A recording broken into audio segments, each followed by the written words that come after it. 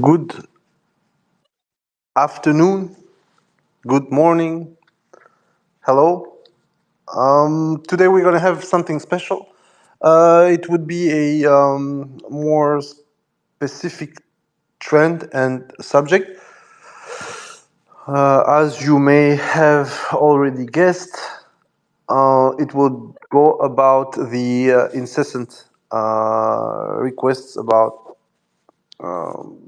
mobilization, rearmament, gearing up for the industries, especially in Europe. The core of this space would be to look a bit on why the current call for the gearing up, remilitarization, enhancing production, building up projects in order to facilitate this re-equipment, this military re-equipment of Europe and America, but mostly Europe in this case, is well, important to understand, not as much as Europe is going to rebuild the kind of force that it had during the Cold War, but more like a attempt to deter Russia from escalating further in Ukraine. So what does this mean? What does this mean is that what Europeans are doing now. So, for instance, Scholz was in Lower Saxony for the new manufacturing chain that Rheinmetall is starting to build there, which would mostly produce artillery rounds, allegedly only 155, but given what has been described, it could be transformed in many more artillery types, so mortars, howitzers, maybe anti-aircraft rounds. But the most important part, of course, is that allegedly it is a integrated manufacturing site. So basically, it would not need a second entity. As you maybe know, I always spoke about this. The German Rheinmetall needed a factory for the propellant and a factory for the fillers, so explosive fillers, plus tappering. So for people who don't know, you have a couple of different types of artillery that are used. You got base bleed, hollow bleed, and extended range. All these types command more or less explosive filler. So if you want to fire your classical 155 ERBF or not round further, you need to lower the explosive filling in there. So around 9 kilos instead of 10 to 14 or 15 to 17 for some very specific rounds. And part of that shell would have to be your propellant in order to propel your artillery round further than it basically went until there. So it depends on your barrel caliber, so 39, 52 or 60 now with the Russians. And also it depends on the friction in the air, humidity, all of the usual things. But basically what's going on with the manufacturing facility in Lower Saxony, it is the following. That place is supposed to make the filler, the shells, and also the capability to augment the production without touching to the people that were going to be employed there. And this is the novelty. Until now, as I said, the biggest problem is that if you have to build two different factories, you will have to hire 2 times 300, 400 to 500, so 1,000 people. The moment you don't have the orders to go on with that, you will have to fire half and half or full half for the propellant and just shuffle the guys that you have already there. Most importantly, as I said, the two factories, given that you need to buy double ground, the spaces need to be differentiated and so on, would cost you technically twice as much.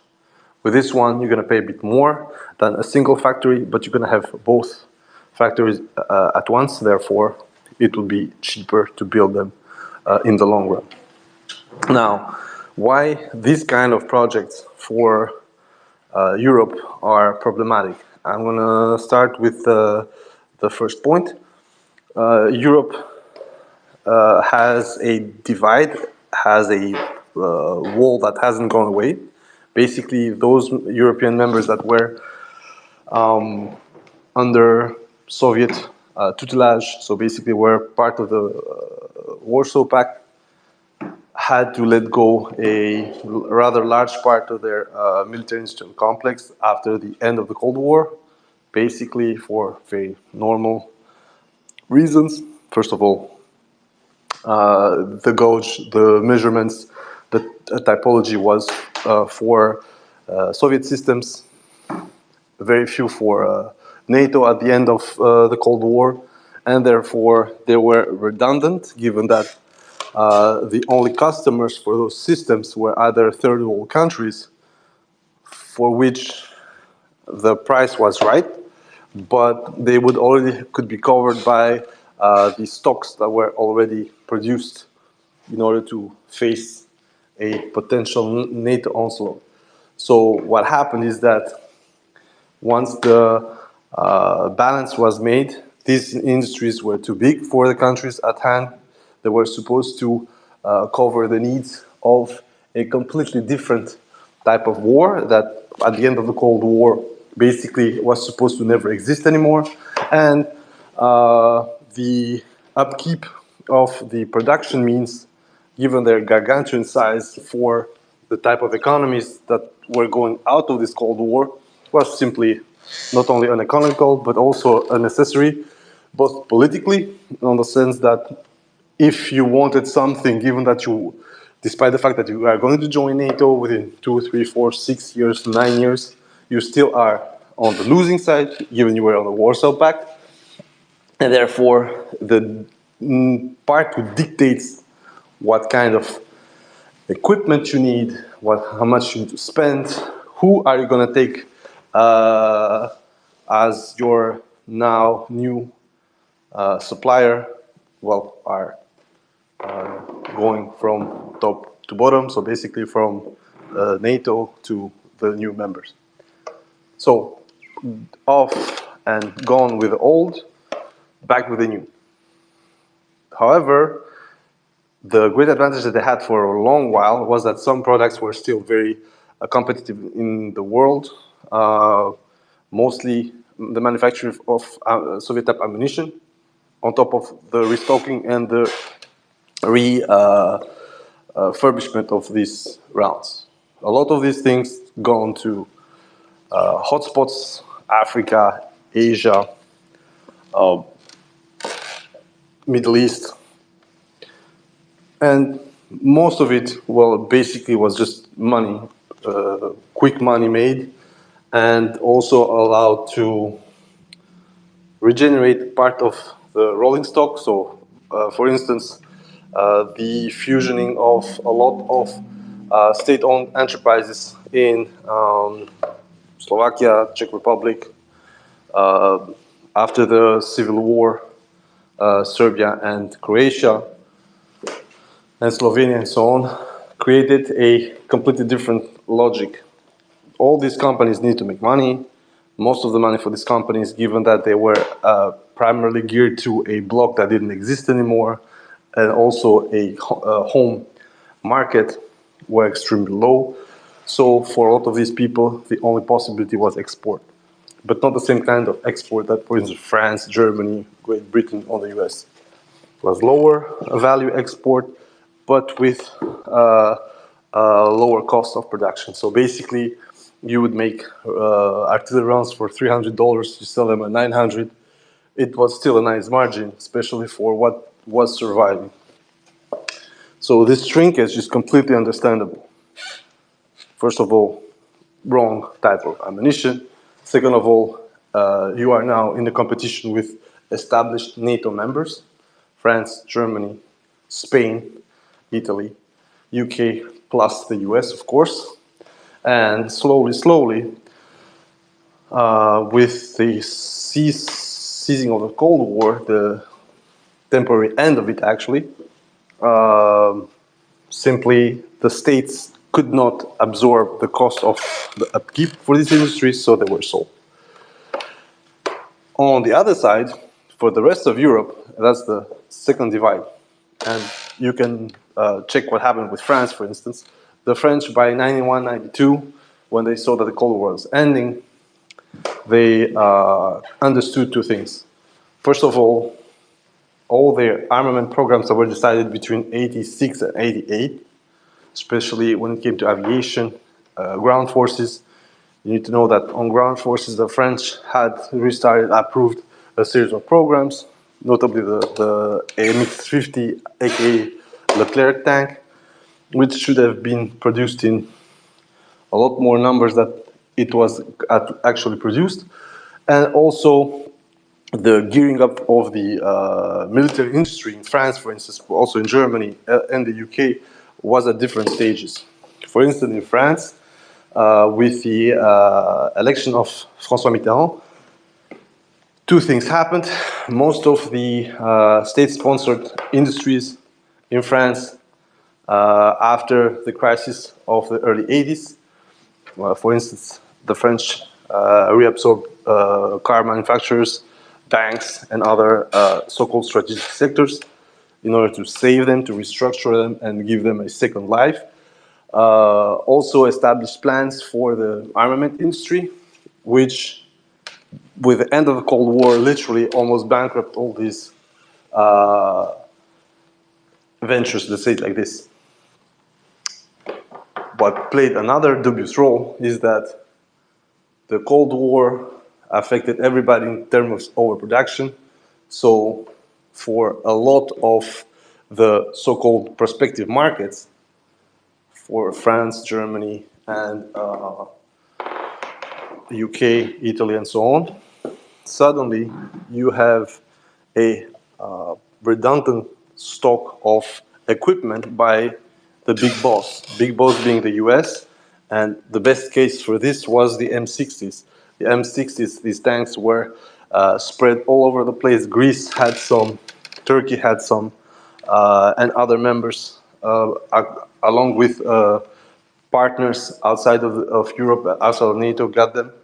So generally, the biggest problem for this kind of export-oriented plan post the end of the Cold War was being hit, first of all, by the competition with the biggest weapons manufacturers within the NATO bloc, chiefly the US. Secondly, a shrinkage of the budgets. Do not forget, most of the expenses for weaponry wasn't paid by the foreigners. Most of it was paid by the bloc itself. Foreigners provided up to 44% of the budget for these Western weapons manufacturers. But when you look at it properly, the US alone had an absolutely gargantuan fleet, which we saw in action during Operation Desert Shield and then Desert Storm. So the biggest issue for Europe as a military industrial complex was that on one side, they had overgrown their solvability. And second of all, in order to retain this solvability, they would have to export. There are a couple of studies that the French did between 92 and 97. The most important I'm going to post is a white paper in 1994, where they clearly and chiefly explain that there are three main points. First of all, we need to get rid of the old stock that we have, although the Cold War is still fresh. Secondly, we need to start exporting massively and offering basically rebates on the export numbers, even though it would be problematic to the profitability of our systems. And most importantly, we need to be involved in hotspots, both as a strategic defense of our interests, so chiefly in Africa and also in the Middle East, but also by a form of product placement. So basically, the sales in United Arab Emirates of the Leclerc is literally because the French were present during the Gulf War Not with the Leclerc, of course, with their own M30, but they proposed the project. They compared it with the American. Price was better, weight was better, and basically they managed to go with this. Of course, there was a lot of backshish going on, and this happened for every single sale for the Gulf area. Top of it, most important part is that suddenly a couple of changes politically within the bloc made it that instead of having new customers with the Eastern members, new NATO Eastern members, they had most, for France, for instance, there was a direct opposition between some of the projects from the Czech Republic and Slovakia and their own new artillery projects. So with the Dana, Susanna, and also Mantis projects, both from Slovakia and Czech Republic, they were in total and direct confrontation with what would become the Caesar project, which was a wheeled artillery.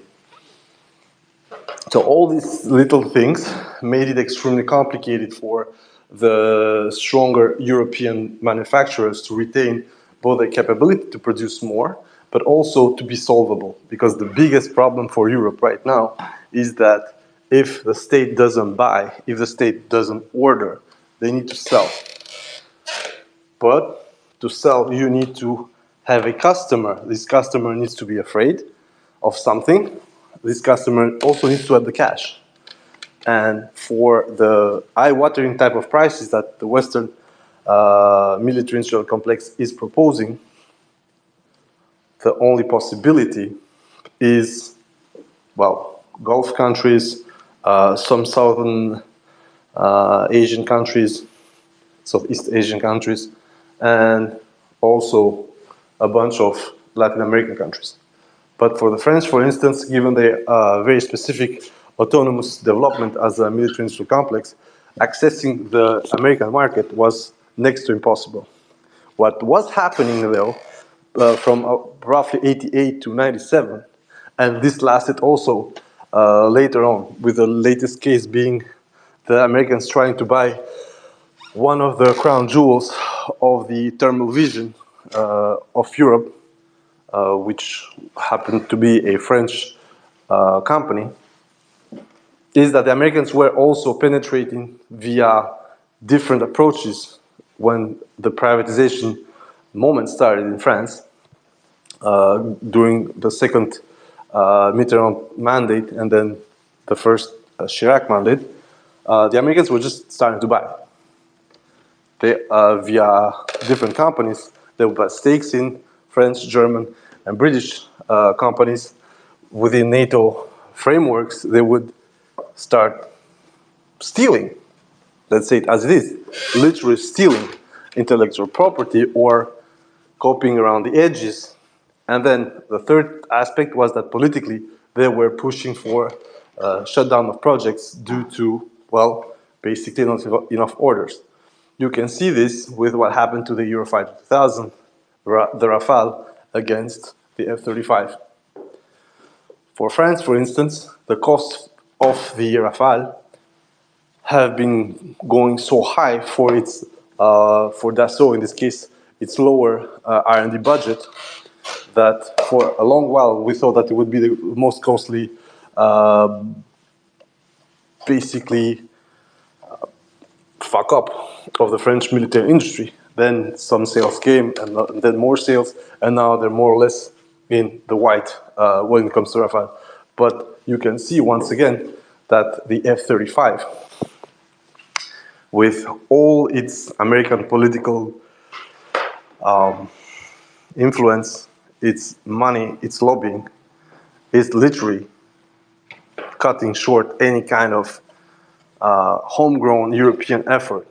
So on that aspect, you need to understand when Europeans say, we need to produce, when Scholz say, we don't have the orders, when Scholz say there are not capabilities there, you need to understand that this has a reason. And the reason here, first of all, is the peace dividends. So basically, no more Cold War, a lot more peaceful European continent, which is not always true, actually. And of course, the fact that for a long while Russia was being bought by being a hydrocarbon supplier and being slowly and tentatively tried to be integrated within the European market. This, of course, backfired massively because the integration of Russia was still being a kind of Turkey affair. You know that Turkey has proposed his candidacy to access the European Union as a member. This candidacy was more or less approved, but it's literally dead in the water for now, over 30 years. And basically, the Russian integration of the market was following the same steps for a very logical and reasonable point. Russia is too big for the current European Union, and Turkey just the same on top of it, while Russia has no much of a problem, because finally, if you want to get the Ukrainians in, going with the Russians, the difference is going to be extremely low for the European part of Russia. The other part is just a super extra bonus, which would have afforded Europe a bigger autonomy vis-a-vis the US, but that didn't happen. In this case, the Europeans have a huge problem when it comes to the MiG. Most of their defense products are also flagged by ITAR.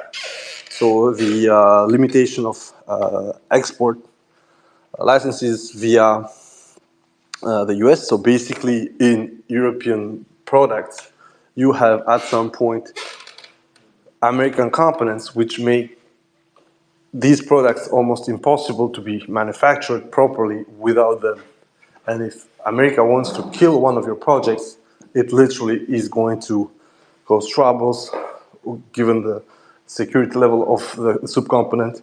One of these cases, hilariously, doesn't regard at all America or Europe, but it regards Turkey, which had a huge issue with its Bayraktar TB2, which were using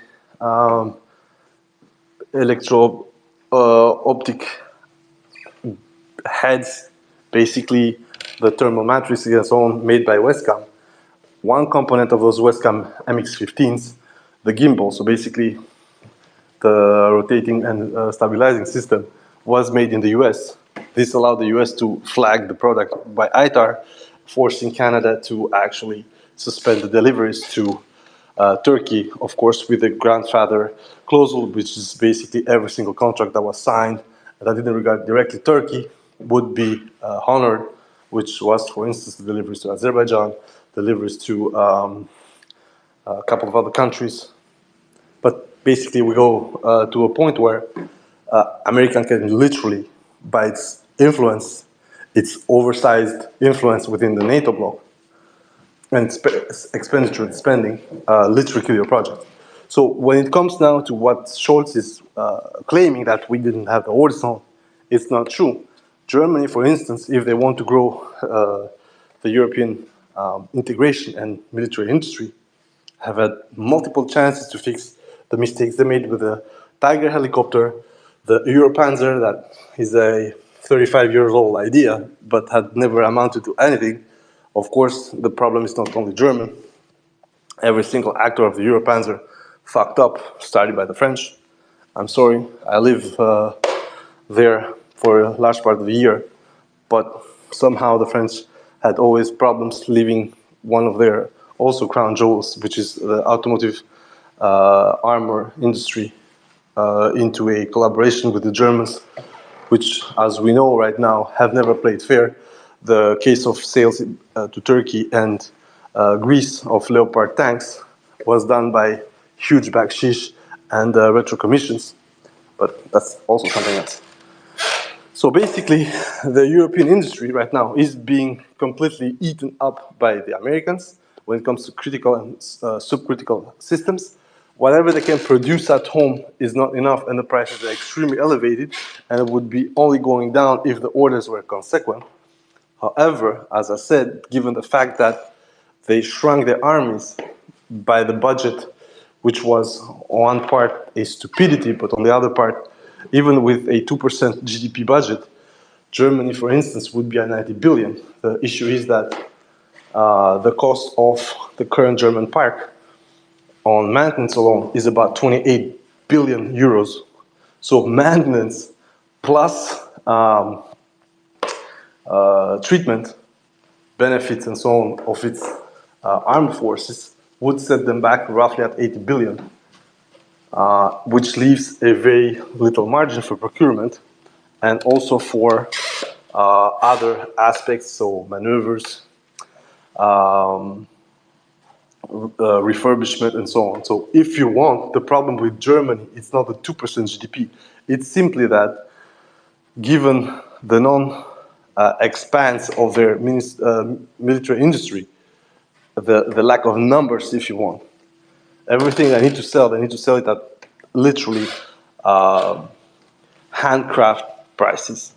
And you can see the huge differences even with the proposals. When the American made the first proposal to send to ship Abrams to Poland, what happened is that the initial price was roughly at $10.8 million per tank, while the German proposal for a 2A7 was at 13.4 million euros. The difference in price alone was half an Abrams. Then the price changed because the Americans proposed a better version with the trophy system. It went to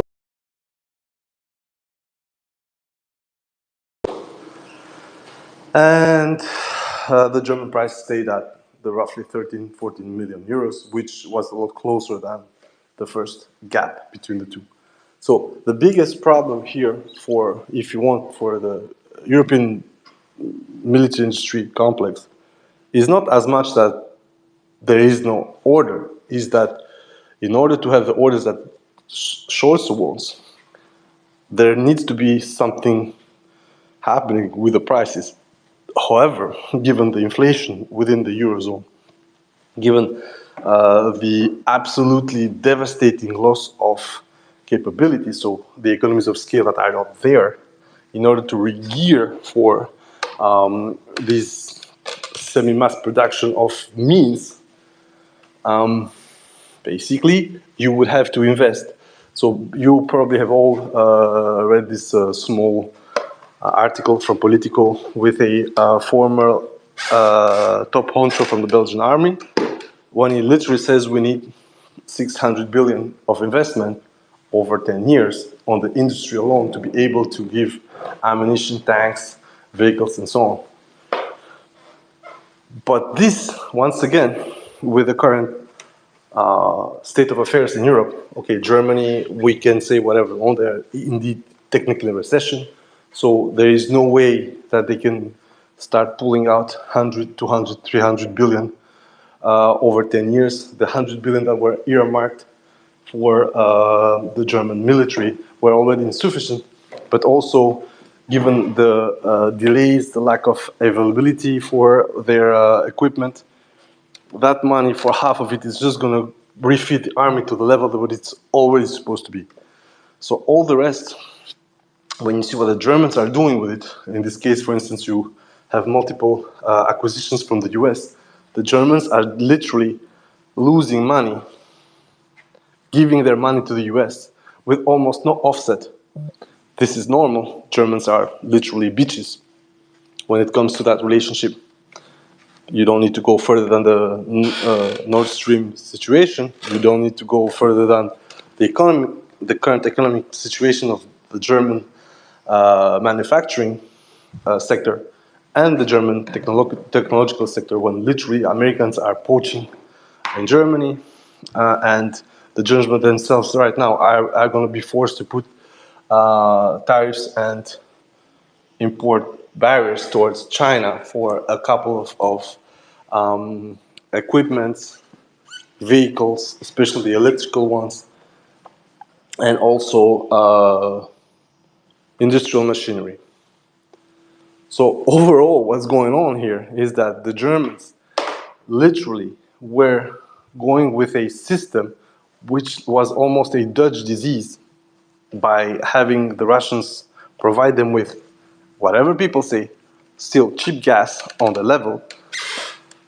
And the attempt by Scholz right now with the 100 billion, but also the call up to invest more in the military matters, the military industrial complex, is just a way to turn around the industrial and manufacturing fortunes of Germany. There is a huge problem, though. The problem is that currently Germany is not using its military might. What it's doing is literally producing for someone else to use. This someone else, that we like it or not, in this case Ukraine, is using only very select items for its military defense, attack, call it what you want. These select items, for the most right now, the most critical are artillery, ammunition for artillery, supplies, individual supplies. So you need to know, guys, that Ukraine, on top of a lot of problems when it comes to ammunition and military systems, one of the biggest issues that they have right now is food for its soldiers. I don't know if you guys have seen the video, but most recently they had to literally pick rations from Spain. Up to then, there were a couple of contracts with ATB and other supermarkets to be able to furnish the military with products from mostly abroad. And you had a lot of canned food, processed food from Germany, Canada, US, and so on that were bought by the supermarkets, sold. You know about the very funny scandal that was uncovered in February 2023, which ultimately would cost Reznikov's his head. Well, Ukraine needs food, needs clothing, but that's something different, needs artillery, and needs ammunition for artillery. Of course, needs ammunition for small weapons and so on, but most of what Ukraine needs right now is not what Germany can make money on. What Ukraine would be kind to use would be a fuck ton of Leopard 2s, even once, but a fuck ton of Leopard 2s, which would put Germany in a state of out of stasis and would push them to produce 20, 30, 40 tanks a month. That would give a huge boost to the German industry. And of course, this would be mostly paid by the European vessel or vehicle for supplying Ukraine with armament and ammunition. And of course, this money would come out from the general pot of the European Union. But what Germany is doing right now is quite the contrary. It is receiving a lot of contracts for ammunition, but for itself, the most juicy contracts, we're not speaking about 1 billion euros to 5 billion euros. We're speaking over 20 billion euros. Those are passed in the US with very little offsets. So basically, Germany is taking, or Rheinmetall in this case, a private company is taking public money, which is logic. The violence is a public prerogative mostly. But the German state is giving US subsidized products more money. So what Germany is supposedly making from Europe, it is losing to the US. And this is the same thing for almost every single country in Europe right now, except for France, which still steadily keeps its head down and does its own thing. Every single other actor in Europe is paying money abroad for equipment it needs to use at home. So, what is the problem, you say? I mean, like, at the end, it's still NATO MIC. That's the bigger problem. If the US, who is making money for very specific systems, for instance, the most recent vampire system that was shown, that everybody says is cheap, but actually nobody understands that what is cheap is just the adaptation of the rocket. The rocket body itself has another cost between $6,000 and $7,000. I know it's crazy, but it is what it is. It's coupled with a control system and a gimbal. In this case, and according to the UI and the photos we've seen, a Canadian system, which is actually L3, formerly Westcam, but it's under the control of L3 Harris, so a MX-10. the cost for this small vehicle with those 4 guided rockets or missiles, call it as you wish, is about $600,000. It's not cheap for the type of system that we're seeing. It's literally, as a mutual said, it's an ITGM, and you need to know where the drones are flying. So you need other systems in order to be able to track them down first and direct these vehicles. But given the low capacity of these vehicles, you would have to do with a huger park. So what seems to be cheap for one vehicle, given the limited reach of these vehicles between 5 and 7 kilometers, and limited capacity, even if you have a stock within your pickup, it's going to be what, 12 rockets maximum? You need 4 or 5 pickups for a small area, small or large area, call it as you wish, but you have like a 40, 50 square kilometer area that you can patrol with these vehicles, of course being pointed by air radar guidance, which means that you are going to emit in order to detect these people, the Garans, the Shaheeds, whatever you want to fucking call them. So this is the epitome of the issue that we have here. On one side, the European MiGs need to be reactivated. There is no question about it. Not because I want Europe to be able to start facing Russia, no. But they are so depleted, and the capabilities in itself are completely hilarious. I mean, look at France. France is super happy to be able to dish out 70-something Caesars. But at the same time, the Slovaks have contracted 32 for the next 12 months with the Ukrainians, 32 extra Bogdanas. You have to understand, we're speaking about Nexter, a like fucking giant enterprise. And on the other side, you got literal workshop right now. Dubnica is literally a workshop. So when you see this disparity, when a small player can give to Ukraine a better bang for the buck than a bigger player, because of course the value of the contract is not big enough, and the French literally, because nobody wants to, I mean, they can 300 million order for these 60 extra Caesars, because 12 are apparently already financed. This is where the whole point is with Europe right now. It cannot make its own decisions because it's still under the cupola of the US. It doesn't have the capability to invest on itself because it would need more debt.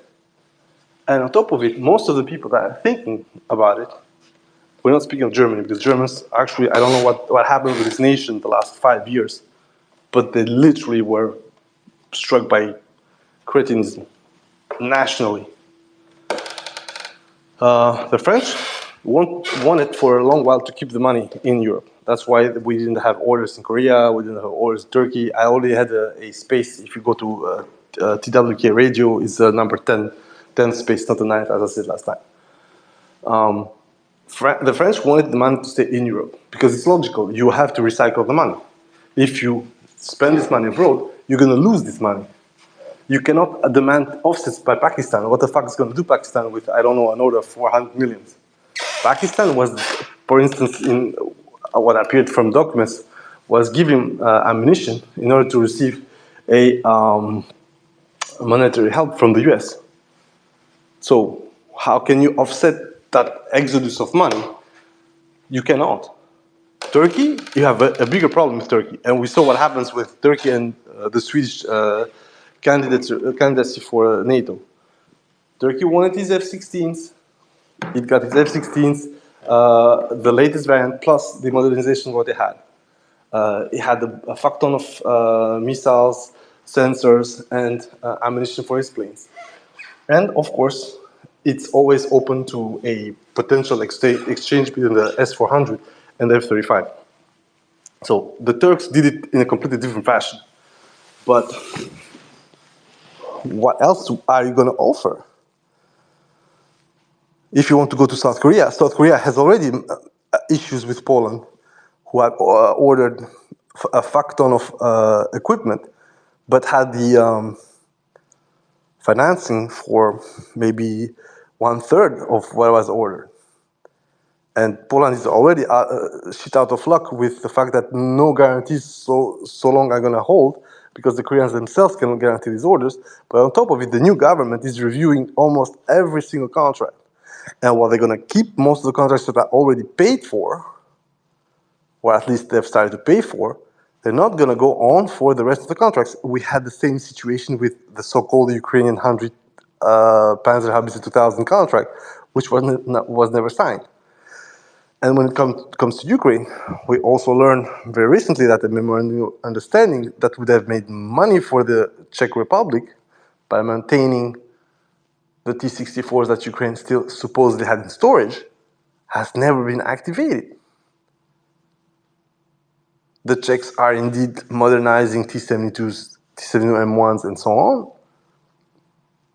But that issue with Ukraine is that Ukraine is broke.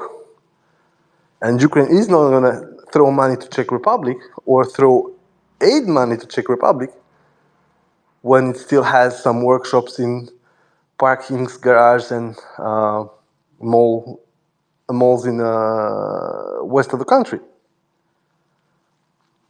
So this is the biggest problem that we have. It has nothing to do with Europe not being able, or Europe, no. It has to do with the fact that Europe right now has a huge problem when it comes to what it can offer. What it can offer, for instance, France cannot offer anything to Ukraine in terms of heavy equipment. They cannot offer the Leclerc because the line of production is closed. They can make a couple of prototypes, like for the future main battle tank of Europe that was shown, which was a very nice interpretation of a Leopard 2 chassis and a Leclerc chassis. But that thing, once it's not approved, it's a prototype, and two, would need to be completely redesigned in the view of the FPV and overhead top attack threats that we are seeing in Ukraine. Especially because this re-equipment is not going to fight, sorry to say it like this, people in the desert or in Africa. This thing is going against people who have the capability to attack that way, be that Russia, be that Iran, be that China. All the equipment that needs to be designed now by the Europeans is geared towards peer or near peer competitors. The biggest stagnation, and that's another reason why Europe has problems right now, is that the plan, the design, the thought process over its equipment was misguided. It regarded a warfare style that is completely caduc. It's obsolete. The Russians had the same issue, but the Russians started with cope cages. Everybody was laughing, but now cope cages are everywhere. Leo 1s for the Greek contract, cope cages, triple air everywhere. Israelis go to war, cope cages pop out. One of the things that the Americans do not want to admit, and I think this is why the Abrams is not being shown, is not showing its face, is that it doesn't want to end up like the Leos and the Challenger.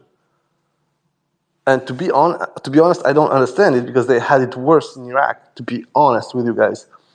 One was disabled and burned by a hit of 14.5 millimeter heavy machine gun KPV, blowing up the fuel and the external auxiliary generator at the rear of the bustle, and the tank completely got torched.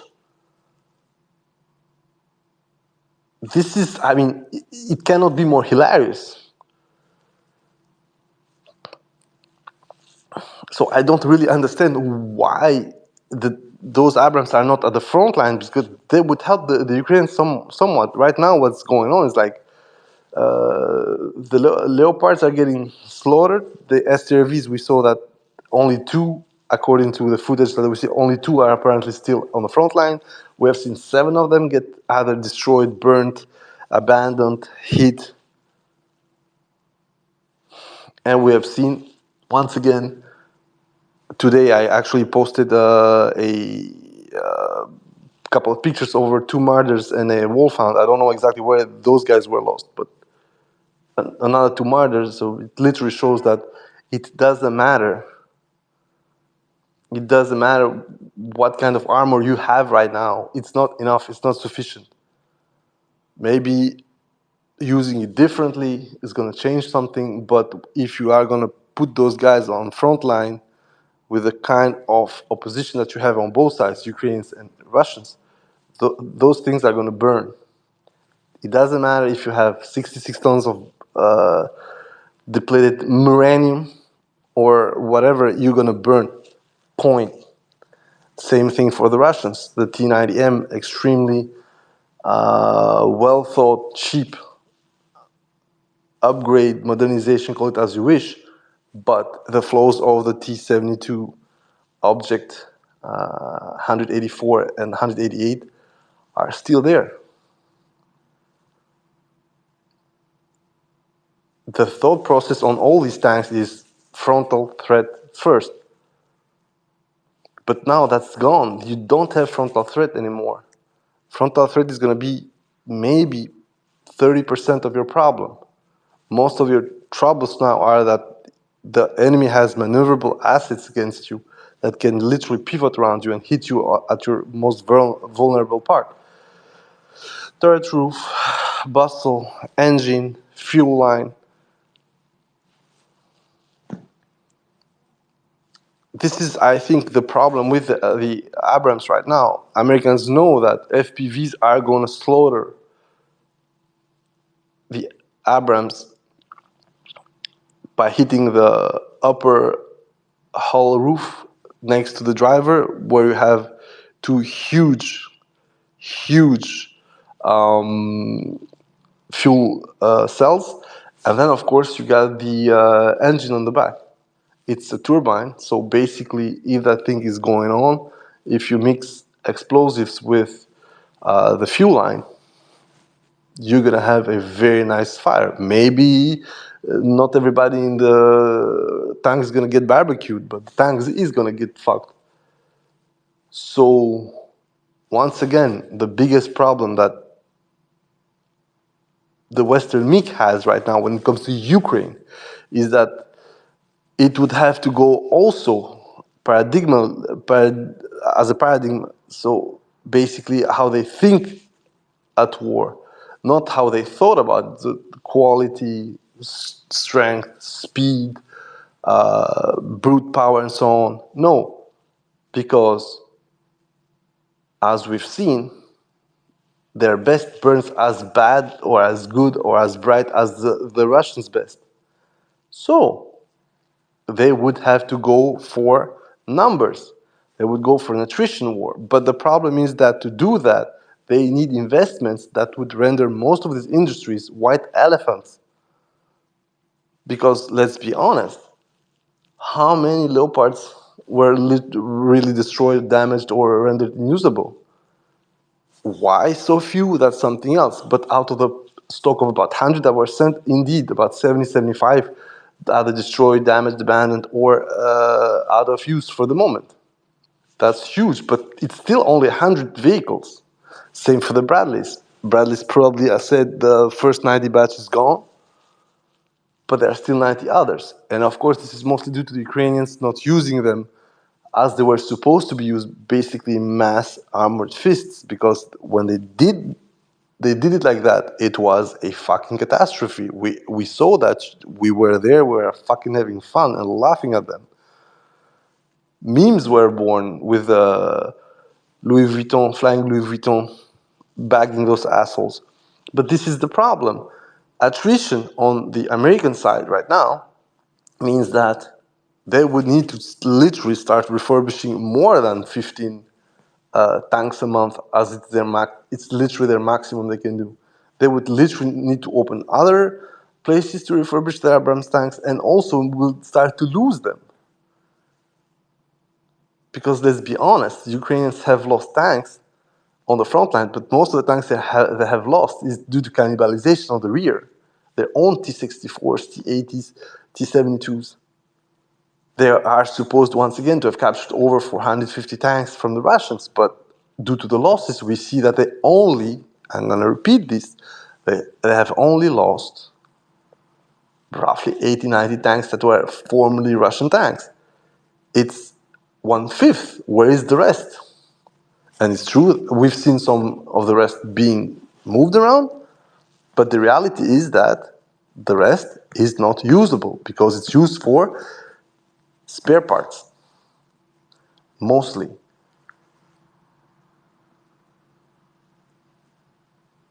And that's also why T-64s are not going to the Czech Republic. One, the money, they don't want to give the Czechs the money, they want to keep that money for themselves, but two, most of those tanks lack the spare parts to be repaired. I'm pretty sure that a fuck ton of T-64 BVs don't have engines that are in storage, don't have engines because the engines are already sent. They don't have gearboxes because the gearboxes have already pulled and been sent. And everybody's like, yeah, we see T-64 Ober 22s. Yes, it's true. We see them trickle. Like maybe 3 a fucking month or 5 a fucking month.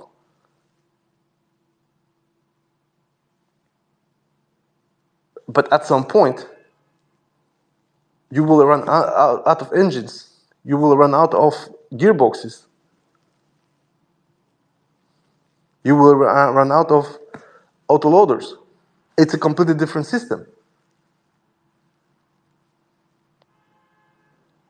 And one of the manufacturers of autoloader parts for the Ukrainian military, which is the Kharkov machine plant, is cratered, guys. They literally are forced to pay Slovaks to make barrels that the Kharkov machine plant designed. But not Kharkov, sorry, Kramatorsk. Sorry, guys, Kramatorsk. So, hello. This is the problem that the European MiG has right now, is that it would have to go into a mode which it cannot afford. It cannot start dishing out 20 millions for new tanks to be produced by the hundreds, because those tanks are not going to be used. If it's a type of land lease, then you're going to start burdening Ukraine with procurement orders that Ukrainians do not want. If today I say to the Ukrainians, listen guys, we're going to produce tanks for you, but you're going to have to pay somehow. Be that Europe, be that...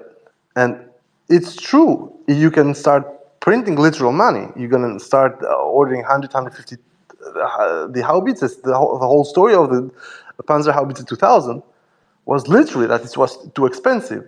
Of course, the Germans didn't say that so, but everybody understood. Like, on one part, we don't sign a contract with the Germans for Panzer Haubitze 2000, but we have a contract with the French for 12 Caesars, and we have a contract with the Slovaks for a first batch of 38 and another batch of 32 for Bogdanas. Why? The logic is there. In order to grow your own quote-unquote military industrial complex and be quote-unquote autonomous or independent. But the reality is simply it's too expensive. Why would Ukraine take a fucking loan from Germany for 100 Panzer Haubitze that would set it back 2 fucking billion euros? Even with a half rebate, it's 1 billion euros. What the fuck? On top of it, as we already said, for Ukraine, it's cheaper to have shitty M109Ls or even fucking Paladins. Even the Crabs are cheaper. The K9s are cheaper. So if there was to buy anything, they would never go to the Germans to begin with. So this is the biggest problem right now. There is a price conundrum, which comes from the fact that most of the big names in the European manufacturing sector are charging eye-watering prices because there is no other way to make these industries rentable, solvable. That's it. But it's a vicious circle. You accept only half and half payments. You accept only on time, on demand payments. You don't have stocks. Whatever you have as stocks are mostly demonstrators. You have 5 of them. Ukraine needs 100. You need to restart a whole different way of doing this thing. It takes, for instance, for the new factory in Lower Saxony, it's going to take 12, according to Paperger, but this guy has been lying so much that I cannot even believe what he fucking says sometimes. It's going to take 12 months to build a factory, then a year to go to 50,000, and 2 years to 100,000, and 3 years to 200,000. So basically, in 2028, that factory is going to produce 200,000 rounds a year. We are in 2024, February 13th. Ukraine, when it comes to the political military shift, is going to the fucking drain, to the first level of Russian potential military and political objectives. So if you think that Ukrainians are going to fucking wait 2028 without losses and would still be at the positions they are right now, holy fuck. This is retardation. This is literally the sector itself that is just fucking indulging in cash. This is not how you do war. I mean, look at the fucking Russians. You can say what the fuck you want. They needed something done. They did it. Point, done, over, finito. They went to fucking North Korea, and one thing we don't know is that what's going on with the production in North Korea. And the picture circulated, and I'm sure everybody saw that. There was a trench or dugout, called as you wish, with 3 types of ammunition: new Russian, Korean, Iranian, on the stock. And for people who might have started to read the latest RAND corporation made by Samuel Charap, but Charap is a guy who, since the beginning, said like, yeah, fine, you fucking beat off the Russians from Kiev, although the Russians decided they didn't want to incur the cost. But on a long-term war, Ukraine is fucked. So the point was not to have a long-term war. And Charap says it clearly, says that at some point, we're going to go to attrition war, that we want it or not. Read the article, guys. You're going to see. We want it or not, Ukrainians are going to lose much more than we would like them to lose. And their replacement potential down the line, so let's say that the worst keeps going to 2028, the attrition, even if it dips on the Ukrainian side of 20, even 50%, is not going to be enough to replace the losses that they are requiring. If, for instance, instead of losing, the average of 150,000 people or 200,000 people a year, they go to only 100,000 a year. We saw that the biggest problem is that the training is still problematic.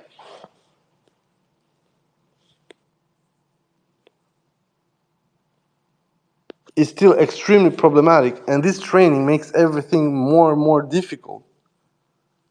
Because on the other side, the Gadis, the Koplis, the Kaufmans are saying that it needs to be an attrition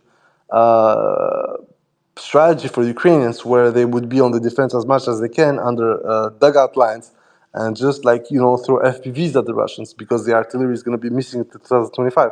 I'm like, oh yeah, fine, just fucking stay on the dugouts, stay there, no problem, and let the Russians fucking start dropping electro-optical Shahids at you, FPVs at you, UMPKs at you. Just do it. And the funny thing is that more and more people, you probably heard the German deputy are thinking about, yeah, let's hit strategical centers in Russia with our weapons, so basically NATO weapons. Okay, this is gonna be. I'm sure that the reply from Monkey is gonna be like, oh yeah, no problem. You can just take out my ministries, man. We are entering a phase where the response from the European side is one of impotence, is one of disgust. They weren't planning on Russia resisting the sanctions, finding ways to upgrade its production, transform itself. Even slightly, I always said, this is not what Russia should be doing. Like, we are in 2024 and we still have ghetto UMPKs. Like, what the fuck, guys? You have real ones, and even the Iranians have better kits for their fucking MK84s and MK82s. So, what the fuck, guys? What the fuck is that the Russians are doing that on the cheap? Cheap, reliable, doesn't matter. Oh, your SEP is 10, 15 meters? For fuck's sake, it's 240 something kilograms of explosive. Trust me, 10, 15 meters is not going to be a problem. And we're going to send another one. It's cheap. This is the whole point of this attrition war right now. And this is the whole point of this space right now. Europe needs to find a cost-effective solution. And even when the US finds cost-effective solutions, it's not cost-effective. It's cost-effective for them because they can literally print money. But once you do the whole fucking calculus, you're like, wait a minute. You need like 5 cars to literally stop 10 shahids? What the fuck? Don't forget, those 5 cars need to be always moving. And at some point, as I said, the shahid is not going to go for the target. It's going to fucking dip on them, especially if it is a seeker-equipped shahid. And the Ukrainians themselves had found out that apparently the Russians had thought of adapting the same strategy that the Azeris had done in Karabakh, which is basically have a kind of mothership and bait with a AN2, and after it have drones that are actually attached to the fucking AN2. And if the AN2 just passes through, then it's loaded with explosives, so it's going to hit the target that you're requesting. And they have a shit ton of AN2s. So once again, the thing is, Russians were slow to think out of the box, but now they're going full out of the box. And I've said this. So APS, the guys who literally premiered the APS are not putting APS on their tanks. That would save them 30% of their park. On the other side, we don't see it also happening on Europe's side, and I know why, because it would slap €1 million in average to every single fucking Ukrainian tank, which was still gonna be taken out by an FPV or an artillery round. On top of it, we see the Iranians show exactly what the Russians would have needed in Zaporozhye last year to make it even more difficult for Ukrainians to advance with their own OTA, Optifiber ATGM, the Almaz. All this is actually very fucking simple. When it comes to production, it's also a huge issue that the Europeans are lying. We had the top head of the armament overwatching from the European Commission say by March we're going to deliver 1 million. Then you got Ursula. I told you, Ursula comes out. It's going to be only 520,000, and it's going to be 1 million by the end of the year. And I'm like, wait a minute. That's half of half. Because basically it was supposed to be 1 million of brand new ammunition for a year, so until March 2024. But what they're going to deliver is that 180 or 200,000 new production, and then another 500 until the end of the year. In the best case scenario. So basically in the 2 years or 18 months, they would have delivered 700 pieces. So basically, instead of delivering 1 million in 1 year, they're going to deliver 500 and 250, or 450 and 200 and 300, whatever you want to fucking call it. But so for 9 months, they're going to deliver half of what they were supposed to deliver in 1 year. That's why I said half of half, kids. It's absolutely crazy. And this is a powerhouse. This is fucking Germany. This is fucking Europe. This is fucking France. So all these little things are actually pointing out to exactly what I told you guys. Europe right now is not gearing up. It will not gear up until 2026 for a war against Russia. What they're gonna gear up is try and make Ukraine stay in the game for as long as they think Russia will have the nerve to go through. On top of it, we know that although Putin has said we're there for the 4 oblasts plus a demilitarized zone, the biggest problem is not that. The biggest problem is that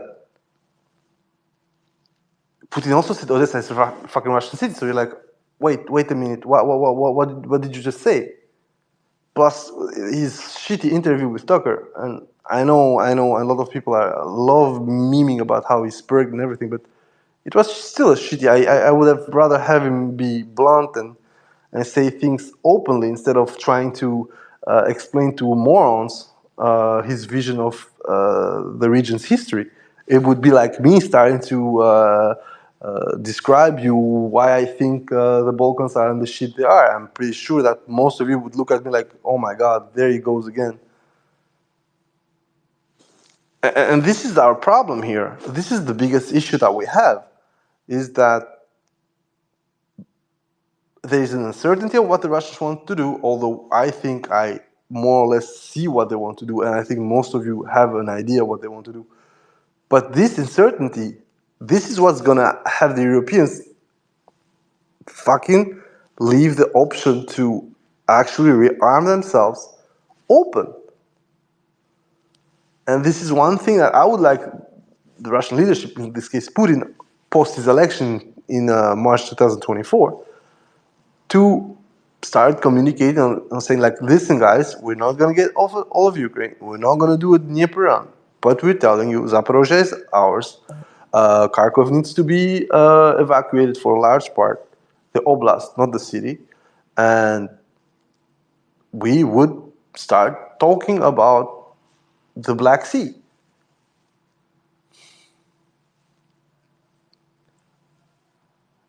And the fact that this is not forthcoming, it's logical. You cannot start showing your cards now. Now you're just starting to win. In which conditions, with what losses, that's something different, and I'm not discussing that. But you're starting to win. You're starting to push the lines. Honestly, what is going on here? And unless some fucking magic happens within the month of May, you can risk to have a tremendous loss all over the fucking front line. And I said it would be like 500 square kilometers, big max. No, with what's going fucking on, it risks being double that. And that kind of gain all over the fucking front line would put, in my opinion, the Ukrainian leadership in a huge, big fucking problem, because it would coincide with the replacement of the leadership, the military leadership. I'm pretty sure that Syrskyi has responsibilities in what is happening right now, but it's not his nomination that would lead to this hypothetical collapse. And it's also not the fact that Europeans don't deliver the weapons, because the biggest problem for Ukrainians right now, as I said, is that what they are asking, what they are in deep fucking need, is of things that Europeans cannot produce, even if they start fucking rearming right now, cannot produce quickly. The 100 howitzers that we said, they would have taken until 2028 to be fully delivered. The Bogdanas, the 32s, are not game changers. The Caesars themselves, we don't know when they're going to be delivered. They're going to, the 70 something are not going to be delivered this year fully, because the next year cannot produce that much, and especially that the money for it is not certain yet. And the Europeans do not want to, France in this case, does not want to bear the cost alone. So this is what happens again. For as long as America is taking advantage of the NATO structure to literally swipe the competition out, the armament problem of Ukraine is going to stay there for a while. On top of it, you also need to think of what's going to happen after the fact. I already explained that, or at least this is what I think, is that the Russians are going to have a military boom, a military bubbles expenditure for at least a decade in order to replace losses, to restructure the military, because, okay, let's say it honestly, the structure of 2022, the planning, the communication, the vision of 2022 showed some extremely worrying trends. Like it's true that they offed a lot of Ukrainians, they did a lot of damage the first 3 weeks, but they took also a lot of losses. And also, they seem to be completely in disarray once they needed to uh, cover the ground they were tasked to do. And it's logical, they were not enough. Let's be honest. The Russians handed the Ukrainians the victory in a platter for a while. Now, in Kiev, it was funny because the Ukrainians never got back Gostomel before the Russians pulled out. So that too is, in a way, a positive sign on what the Russians can do when it comes to the individual warfighting activity. But the biggest problem is that it should have never happened unless there was miscalculation, which I said. Intelligence needs to be reshuffled. Of course, the structure of the equipment, procedures, and also a lot of. I'm sorry, I know I shouldn't say it because it's not the space here, but there are a lot of excesses as well on both sides. By the way, with the war settling down, a lot of people are also making money at the front lines, behind the front lines, and so on. So that part is just too visible for me, for my taste, and within